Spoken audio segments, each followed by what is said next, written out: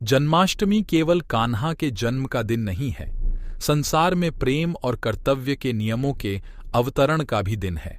राधा के हृदय में प्रेम स्पंदन उत्पन्न करती एक मधुर वाणी है कृष्ण, तो महाभारत में रथ पर सवार अर्जुन को ललकारती एक उत्तेजना और तेज से भरी आवाज भी है कृष्ण। संसार का यह नियम है, जब अंधकार छाएगा तो कहीं दूर सूरज भी जन्म लेगा, जब अन्याय सिर उठाएगा तो उसका अंत भी कहीं से शुरू होगा, बर्बरता शिखर पर होगी तो उसे मिटाने का साहस भी धरती पर ही जन्म लेगा।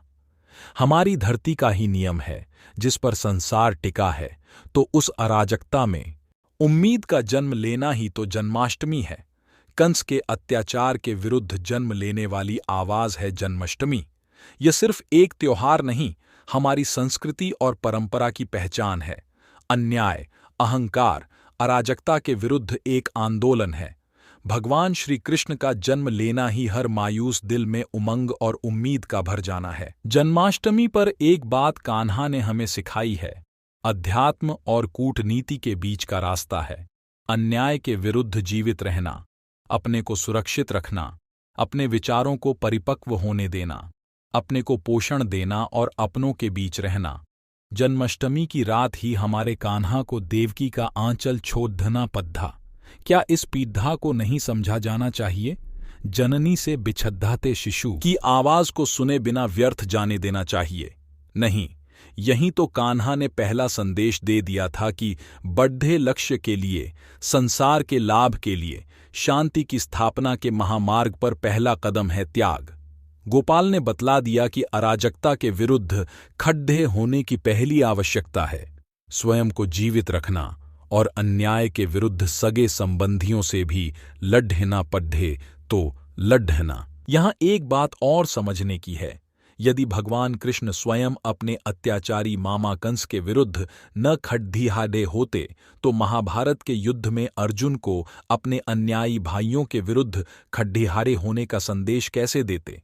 जन्माष्टमी केवल कान्हा के जन्म का दिन नहीं है, संसार में प्रेम और कर्तव्य के नियमों के अवतरण का भी दिन है। राधा के हृदय में प्रेम स्पंदन उत्पन्न करती एक मधुर वाणी है कृष्ण, तो महाभारत में रथ पर सवार अर्जुन को ललकारती एक उत्तेजना और तेज से भरी आवाज भी है कृष्ण। गायों को चराते, गोपियों के बीच बांसुरी बजाते कृष्ण हैं, तो दूसरी ओर सुदर्शन चक्र चलाते भी कृष्ण हैं। ये जो जीवन के दो छोर हैं, यही जन्माष्टमी का संदेश है। एक ओर जन्म का उत्सव है, तो देवकी से दूर होते कान्हा भी हैं।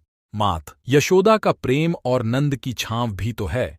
कान्हा का जीवन ही तो संदेश है कि सब दिन एक तरह नहीं रहने वाले, ये दिन भी चलते जाएंगे। बस तुम उस लक्ष्य को थामे रखो जिसके लिए तुमने जन्म लिया है। जन्माष्टमी हमें संदेश दे रही है कि कान्हा के अध्यात्म को देखो। यही वह कारण है जो रसखान के दिल में खुशबू डालता है, रहीम को महकाता है, ताज बीबी को कहने को मजबूर करता है। छैल जो छबीला, सब रंग में रंगीला, बड़ा चित्त का अडीला, कहूँ देवतों से न्यारा है। मौलाना हसरत मोहानी जीवन भर कमर में बांसुरी लगाए नमाज पढ़ते रहे। हर साल हज करते तो हर साल वृंदावन जाते। कान्हा के जीवन का यह ध्यात्म आज तक हमें जोधे है। तभी तो कोई फैसला खान आज भी नंद की पावन गलियों में कान्हा प्रेम में मतवाला घूमता है, तो कोई हैदर अलवी आज भी लिख रहा है, मुझे अपनी निगाहों के पास रहने दे, गर तू कृष्ण है, मुझे सूरदास रहने दे।